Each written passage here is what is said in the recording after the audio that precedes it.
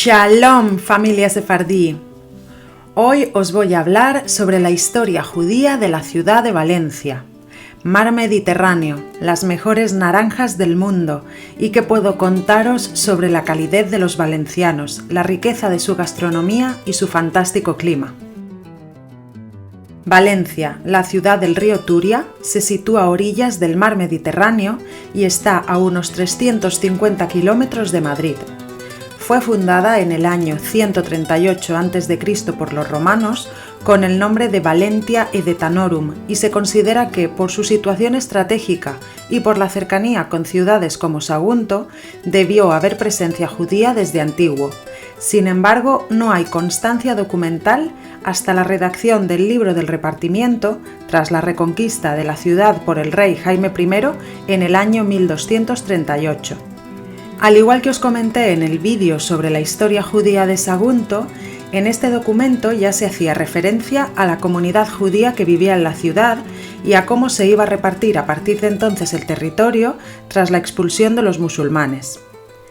En este documento se establecen también los derechos y deberes de los judíos. En este momento ya había 200 familias judías viviendo en Valencia, una comunidad bastante grande para aquella época.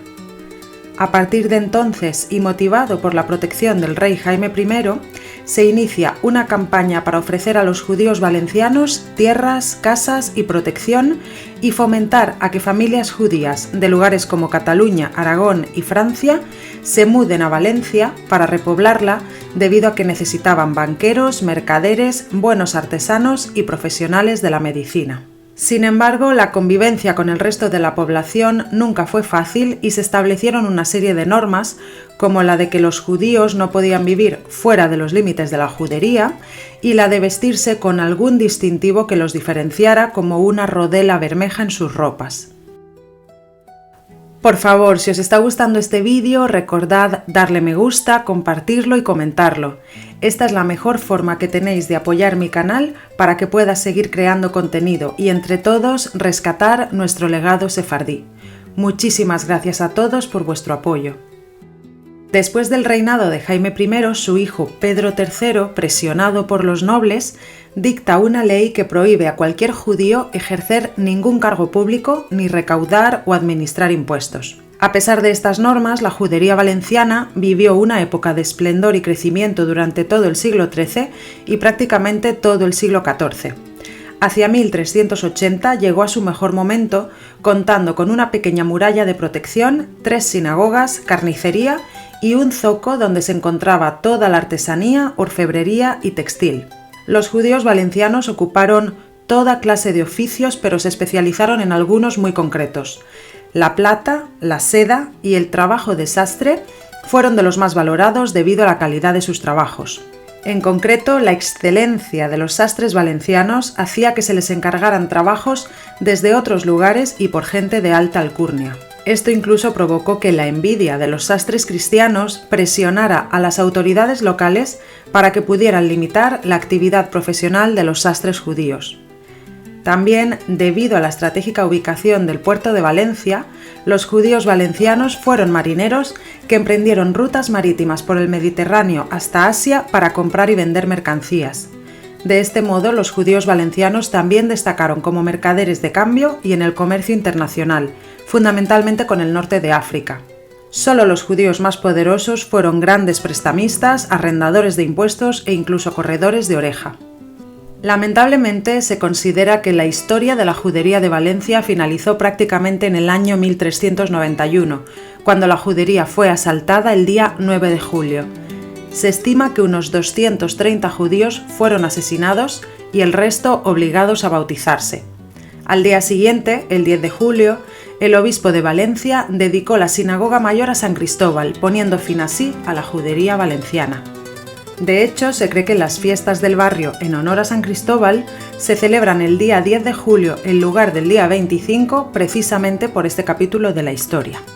Según el historiador José Hinojosa Montalvo, tras este dramático suceso, se produjeron importantes transformaciones. La primera es que la población judía sufrió un notable descenso, tanto por los asesinatos como por las conversiones o las emigraciones a otras ciudades cercanas.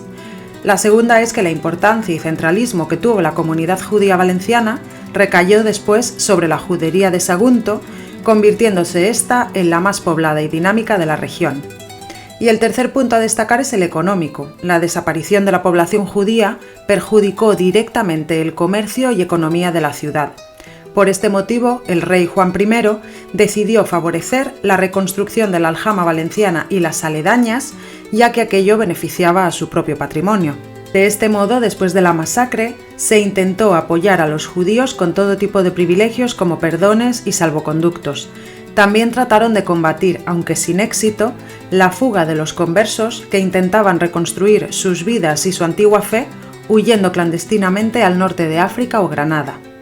El rey también intentó que nuevas familias de judíos aragoneses se asentaran en Valencia, pero ninguno de estos intentos prosperaron ya en la ciudad. Tras el asalto de 1391, el barrio judío entró en decadencia y se convirtió en zona marginal habitada por delincuentes y prostitutas, mientras que las autoridades trataban de evitar que los escasos judíos que quedaban en la ciudad y los nuevos conversos siguieran residiendo en la zona. Cabe señalar que en el asalto participaron vecinos de la ciudad de todo tipo, desde artesanos a hombres de linaje y también frailes y religiosos.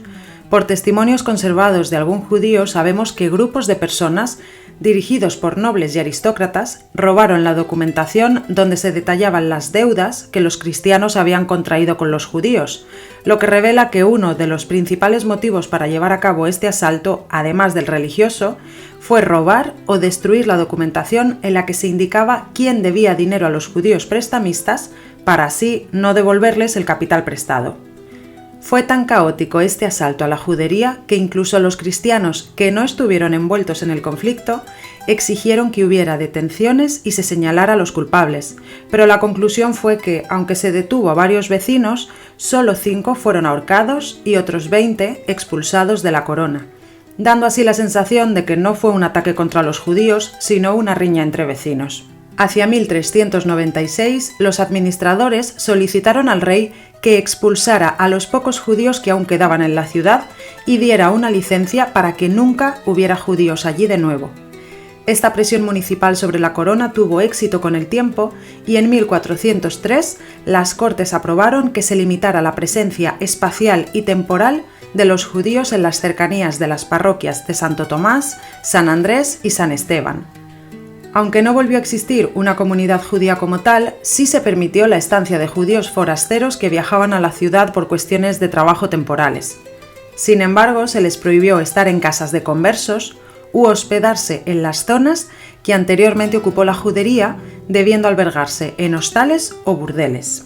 La política judía de Alfonso V fue radicalmente distinta a la de sus predecesores, por lo que anuló en 1419 las leyes restrictivas anteriores y también la bula de Benedicto XIII que limitaba los derechos religiosos y sociales de los judíos. Pero a estas alturas el mal ya estaba hecho. Durante el último siglo y hasta la expulsión de 1492 no volvió a existir un aljama en la ciudad de Valencia, pero aún así, muchos años después, hay constancia en los registros de que había unos 30 judíos en la ciudad viviendo en un lamentable estado de pobreza y asediados por la gente. Además de la aljama de Valencia, en esta región desaparecieron otras juderías tras el asedio de 1391, como la de Morella, Alcira, Gandía, Orihuela, Elche y Alicante, entre otras. Y durante el siglo XV las que se mantuvieron en pie fueron las de Castellón, Villarreal, Burriana, Sagunto y Játiva.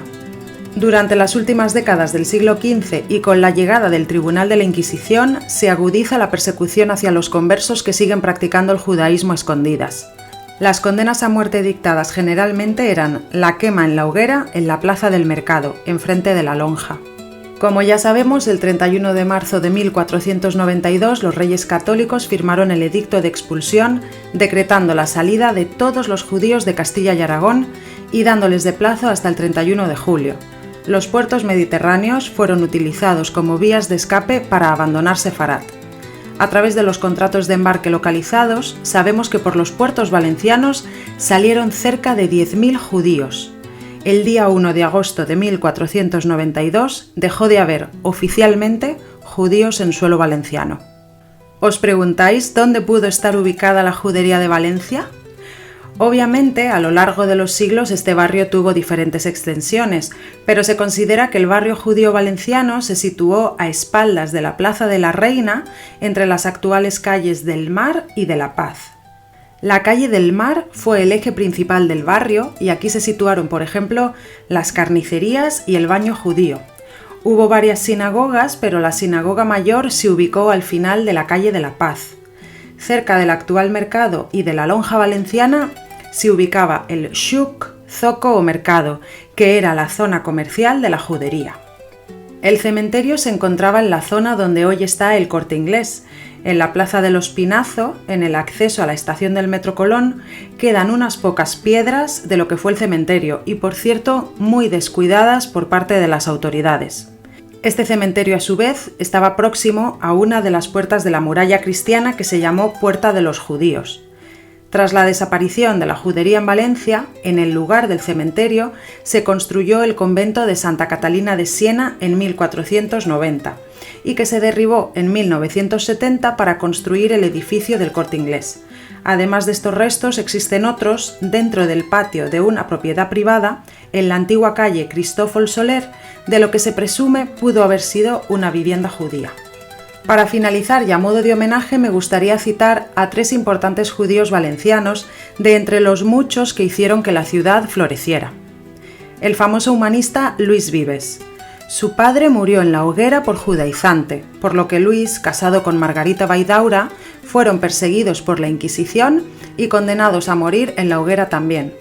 Por este motivo, Luis Vives tuvo que marchar a París y luego a Brujas, donde viviría ya para siempre. Luis Vives fue un destacado humanista del Renacimiento y son numerosas sus contribuciones en educación, psicología, filosofía y servicios sociales. De hecho, se le considera el precursor de los servicios sociales tal y como los conocemos hoy en día. Luis Alcains, primer catedrático en medicina de la Universidad de Valencia. Sus estudios se especializaron en prevenir y curar la peste. Casado con Eleonor Esparza, ambos fueron víctimas de la Inquisición y murieron en la hoguera. Luis de Santángel. Trabajó como escribano para el rey Fernando el Católico, lo que significaba llevar todas las cuentas de los empleados al servicio del rey. Estando en Sevilla, llegó a conocer a Cristóbal Colón y ante la primera negativa de los reyes católicos de financiar el proyecto de Colón, Luis de Santángel decidió avalarlo con un préstamo personal de 17.000 florines. En el archivo de la Tesorería General de Aragón se encuentra un documento que especifica las condiciones del préstamo otorgado. Tras el regreso de Colón y el éxito de su viaje, Luis fue designado como consejero real. Dado que era un judío converso y con el propósito de evitarle conflictos con la Inquisición, los reyes católicos emitieron un documento a su favor conocido como Estatuto de Pureza de Sangre. Este acto le otorgaba plena protección tanto a él como a sus descendientes. ¿Os imagináis el bullicio del mercado de esta judería? La espiritualidad de sus sinagogas, los aromas de las delicias culinarias de la cocina judeo-valenciana. Qué triste que esta historia terminara en 1391, tras el ataque a la judería que costó la vida de cientos de personas y que el único delito que habían cometido era ser judíos. ¿Qué os ha parecido esta información? ¿Ya habéis visitado la ciudad de Valencia? ¿Os imaginabais que en pleno centro histórico se encontraba la judería? Decidme en los comentarios si ya habéis estado y si vais a volver para recorrer estas calles quizá con una nueva perspectiva llena de historia y también de nostalgia. Si os interesa conocer más sobre la historia judía de Valencia, os dejo el enlace directo a algunos libros y otra bibliografía en la cajita de información de este vídeo para que podáis contrastar la información que os comparto. Hoy me gustaría finalizar con unas palabras de Francisco de Anvila y Collado, extraídas de su obra El robo de la judería de Valencia en 1391, para que veáis que, desafortunadamente, la historia siempre se repite en cualquier lugar y en cualquier siglo. Gracias de nuevo a todos por vuestro apoyo y nos vemos en el próximo vídeo. Tendióse, pues, el velo del olvido sobre tantos crímenes, quedó la judería casi desierta, ocultos unos, afectando muchos una conversión que por ser forzada no podía ser sincera. No debe ya admitirse como fundado el aserto de algunos escritores que atribuyen el robo de la judería al ciego arrebato del pueblo fanatizado.